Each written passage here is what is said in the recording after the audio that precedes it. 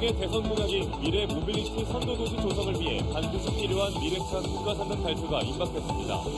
대선 공약이 지켜질지 관심입니다. 정부가 일제강제징용 피해자들이 받을 판결금을 일본 기업이 아닌 제3자로부터 대신 받는 방식을 공식화했고 피해자들은 굴욕적 해법이라며 반대 의사를 분명히 했습니다. 주민 편의시설을 짓는 공사로 인근 주민이 2년째 피해를 호소하고 있습니다. 불편 민원에도 건설사는 물론 관할구청은 뒷짐을 지고 있습니다. 광주와 전남의 대출이 2년 전보다 각각 6조 원 이상 늘어난 가운데 금리가 치솟으며 가계 부채에 빨간불이 켜졌습니다. 특히 광주 전남은 제2금융권인 비중이 커 더 비상입니다. 여러분 안녕하십니까? KBC 8시 뉴스입니다. 윤석열 대통령은 지난 대선 기간 광주를 미래 모빌리티 선도도시로 만들겠다는 공약을 내놨습니다. 광주광역시도 이에 발맞춰 국토부 신규 국가산단 지정에 미래차 국가산단을 신청했는데요. 조만간 결과가 발표될 예정인 가운데 대선 공약이 지켜질지 관심입니다. 이형길 기자입니다. 광주 광산구와 한평군에 걸쳐 있는 빅그린 산단입니다. 광주형 일자리의 성과인 광주 글로벌 모터스를 품고 있고 자동차 전용 산단으로의 발전을 이어가고 있습니다. 광주시는 지난해 10월 이 빅그린 산단 인근에 330만 제곱미터 부지를 미래차 국가산단으로 지정해달라고 국토부에 신청했습니다. 신규 산단에는 전기차와 자율주행차 등 미래자동차 산업 관련 기업들을 유치할 예정입니다. 미래차 국가산단이 조성이 된다면 광주가 미래 모빌리티 선도도시로 나가는 데 있어서 큰 발판이 될 거라고 생각하고 있습니다. 전국 지자체에서 신청된 신규 국가산단은 모두 19곳. 정부는 당초 6곳 정도의 신규 산단을 지난해 말 발표할 예정이었지만 연기됐습니다. 대신 신규 국가산단을 10곳으로 늘려 설 연휴 뒤 발표가 유력합니다. 특히 광주는 현대차와 기아차 2개의 완성차 공장이 있고 윤석열 대통령도 후보 시절 미래 모빌리티 선도도시 구축을 공약한 만큼 선정될 가능성이 높은 것으로 점쳐지고 있습니다. 광주를 미래 모빌리티의 선도도시로 만들겠다고 공약을 했습니다. 그것은 광주가 미래 자동차의 선도도시가 되도록 하겠다는 것이고 광주시는 앞서 국내 핵심 자동차 부품 기업 한 곳과 비공개로 투자 의향까지 받은 것으로 알려지면서 이번 신규 국가산단 지정에 큰 기대를 걸고 있습니다. KBC 이영길입니다. 정부가 일제강제징용 피해자들이 받을 판결금을 일본 기업이 아닌 제3자로부터 대신 받는 방식을 공식화하면서 피해자들의 반발이 커지고 있습니다. 외교부는 피해자와 유가족에게 동의를 구하는 과정을 거치겠다고 밝혔지만 피해자 측은 굴욕적 해법이라며 반대 의사를 분명히 했습니다. 이상환 기자입니다. 정진석 한일우원연맹 회장과 외교부가 주최한 강제징용 해법 토론회에서 피해자들이 받을 판결금 배상 방식이 처음으로 공론화됐습니다. 외교부는 일본 기업 대신 제3자를 통해 피해자들이 우선 판결금을 받는 제3자 대위변제 방식이 가능하다고 밝혔습니다. 대법원은 2018년 일본 기업이 배상금을 지급하라고 최종 판결했지만 판결 이후 4년 이상 진척이 없는 상황에서 일단 현실적 방안을 모색했다고 외교부는 설명했습니다. 검토를 거듭할수록 핵심은 어떤 법리를 택하냐 보다 피해자들이 제3자를 통해서도 우선 판결금을 받으실 수 있다. 받으셔도 된다는 점이 있다고 생각하게 되었고 피해자 지원단체와 야권은 정부의 강제징용 판결금 배상 방안에 대해 강력하게 반발했습니다. 광주 지역에 기반을 두고 피해자 지원 활동을 펼치는 일제강제동원 시민모임과 시민단체 그리고 야권 국회의원들은 정부의 방안이 피해자들의 인권과 존엄을 무시하는 행태라고 비판했습니다. 또 굴욕적 해법을 당장 철회하고 대법원 판결 이행을 위해 일본 정부에 당당하게 맞서라고 요구했습니다. 애꿎은 기업들 파이프 틀어서 그것으로 대신을 하겠다고 하는 것입니까? 양금당 할머니가 대통령한테 전하라고 했던 그 부탁이 한국 기업들 돈 뜯어다가 그것으로 대신하라고 했습니까? 정부가 피해자와 유족들에게 제3자 변제 방식에 대한 수령 의사를 직접 묻고 동의를 얻겠다고 밝히면서 피해자 측의 반발은 더욱 거세질 것으로 전망됩니다. KBC 이상환입니다. 5.18 민주화운동에 참여했던 광주 시민을 비방한 혐의로 재판에 넘겨진 지만원 씨의 실형이 최종 확정됐습니다. 대법원은 5.18 당시 촬영된 사진에 등장한 시민들을 북한 특수군으로 지칭해 비방한 혐의를 받는 지만원 씨에 대한 상고심에서 징역 2년을 선고한 원심을 확정했습니다. 이에 5월 단체들은 반성도 없이 허위 주장을 반복하며 5.18 왜곡을 멈추지 않고 있는 지만원에 대한 확정 판결을 환영한다고 밝혔습니다. 주민 편의시설을 짓겠다며 밤낮 없이 진행되는 공사로 주민이 2년째 몸살을 앓고 있는데요. 주민 아우성에도 관할구청이 해당 공사 현장의 소음과 진동 등 법적 기준치 위반 여부조차 확인하지 않은 걸로 드러났습니다. 구영슬 기자의 보도입니다. 주택 기둥이 쪼개져 두 동강 났고 벌어진 틈새로 두 손이 나란히 들어갑니다. 방 안으로 들어가 보니 벽이 쩍쩍 갈라졌습니다. 광주시 송정동의 주민 편의시설 건립 현장과 맞닿아 있는 한 주택의 상황입니다.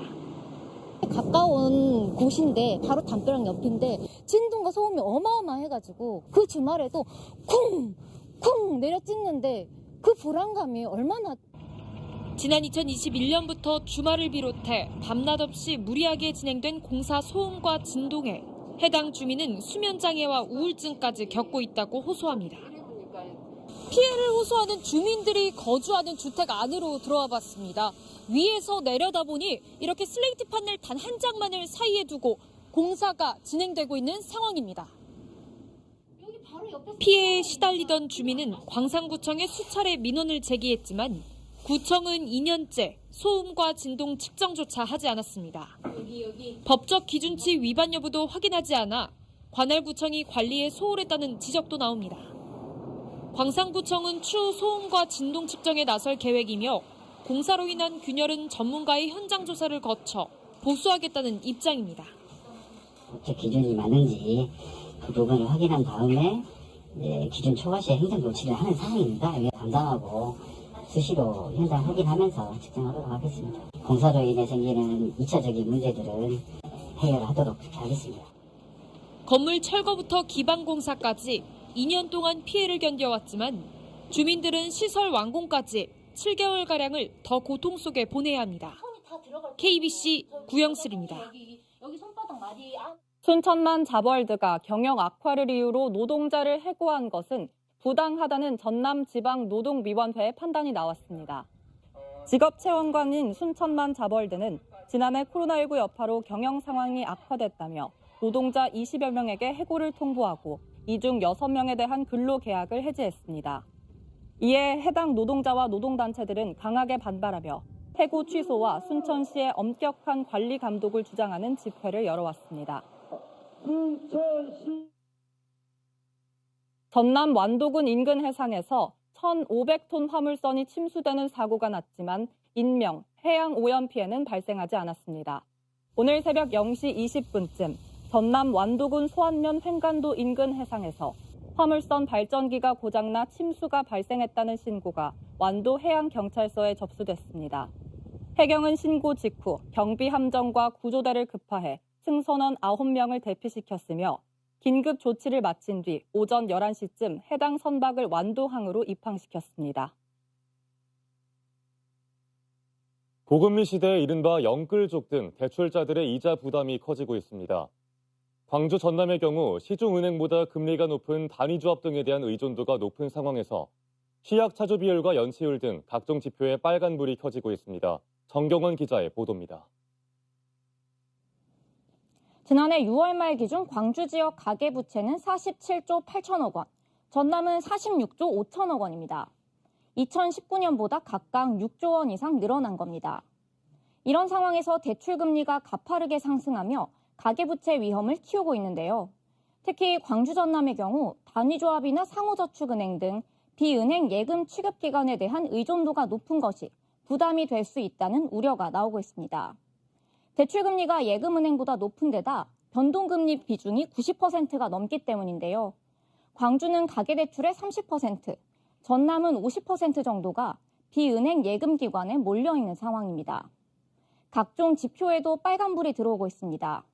다중채무자이면서 저소득 또는 저신용자 대출자를 가리키는 취약차주 비율도 광주가 6.5%, 전남은 6.4%로 광역시와 도지역 평균을 크게 웃돌고 있습니다. 경기 상황이 악화될 경우 취약차주가 될 수 있는 잠재 취약차주 비율도 급상승했는데요.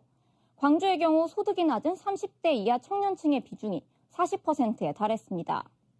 연체율 역시 금리 인상과 함께 가파르게 상승했습니다. 아직 충분한 분석이 되진 않았지만 지난 3분기에도 대출금리 상승과 함께 연체율이 증가한 것으로 잠정 집계돼 고금리 시대의 가계부채 건전성을 강화하기 위한 대책이 필요하다는 지적입니다. KBC 정경원입니다. 광주광역시가 당초 다음 달 시행하려던 공영주차장 요금 인상 계획에 대해 다시 검토에 들어갔습니다. 광주광역시는 최근 공영주차장 요금 인상에 대한 반발이 이어지자 다음 달 1일부터 적용하려던 주차요금 인상을 예정대로 추진할지 여부에 대해 조만간 다시 결정하기로 했습니다.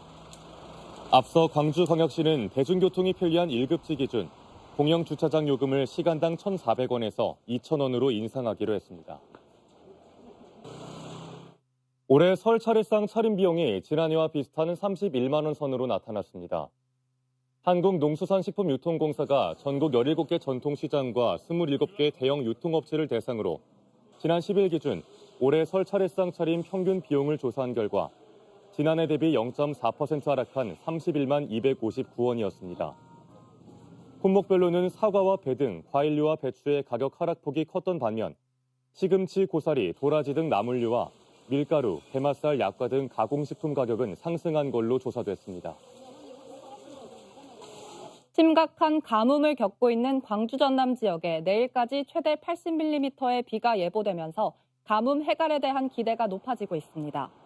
오늘 저녁부터 시작된 비는 내일 오후까지 이어지겠으며 예상 강수량은 광주와 전남 20에서 60mm, 전남 동부 남해안과 지리산 인근 30에서 80mm입니다. 특히 내일 새벽부터 오전 사이 남해안과 지리산 인근에는 천둥, 번개를 동반한 강한 비가 내리는 만큼 시설물 관리와 안전사고에 각별한 주의가 필요할 걸로 보입니다. 광주광역시 공직자들이 직접 시민들을 찾아가 물절약 캠페인 참여를 호소합니다. 광주광역시는 시와 자치구 공직자 7,500여 명이 오는 17일 숙박업소 등 37,600여 곳의 상가를 방문해 홍보 물품과 수합 조정 협조 호소문을 전달한다고 오늘 밝혔습니다. 앞서 지난해 11월 중순부터 광주 공동주택 1,200단지 44만 7천여 세대를 대상으로 실시한 수도 밸브 조정에는 전체의 53%가 참여한 것으로 나타났습니다. 전라남도가 가뭄 장기화로 제한급수를 하는 완도 보길도를 방문한 한화진 환경부 장관에게 광역 상수도 공급 사업의 신속한 추진을 거듭 요청했습니다. 전라남도는 완도는 지난해 5월부터 노화 보길도를 시작으로 5개 섬이 제한급수를 하고 있어 주민 불편이 지속되고 있다며 광역 상수도 공급이 절실하다고 건의했습니다. 완도 광역 상수도는 방흥댐물을 노화도 보길도까지 해저 관로로, 금일도까지는 교량 아래로 관로를 설치하는 사업으로 총 사업비는 1,700억 원이 소요될 것으로 예상되고 있습니다. 지난해 11월 완도를 방문한 이상민 행정안전부 장관에게 광역 상수도 공급 사업을 건의했고 이 장관이 긍정적인 입장을 나타낸 바 있습니다. 심각한 가뭄이고 이게 내년 법무부 법무보호위원 광주 전남지부 취업지원위원회가 회장 2취임식을 가졌습니다. 신임 조분자 회장은 오늘 제이아트 웨딩 컨벤션에서 취임식을 갖고 보호처분 대상자들의 재범 방지를 위한 숙식 제공과 직업 훈련, 취업 알선, 심리치료 등의 다양한 보호 서비스 제공을 통해 안전한 사회를 만드는 데 힘쓰겠다고 밝혔습니다. 전남의 33개 초등학교가 2023학년도 신입생을 단 한 명도 받지 못한 걸로 나타났습니다. 전라남도 교육청에 따르면 올해 초등학교 취학 예정인 어린이는 14,257명으로 본교 14개 교와 분교 19개 교 등으로 나타났는데 신안과 진도, 보성 등 총 33개 교에는 신입생이 배정되지 않았습니다. 본교 4개 교와 분교 13개 교는 2년 연속 초등 신입생이 없는 걸로 나타났으며 중고교도 현재 신입생 배정 작업이 진행되고 있지만 학령 인구 감소와 도시지역 전학 등으로 인해 입학생 없는 학교는 지난해 4개 교에서 늘어날 걸로 예측됩니다.